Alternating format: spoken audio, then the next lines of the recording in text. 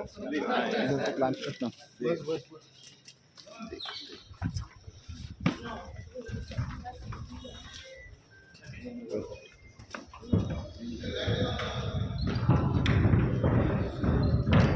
अभी दे रहे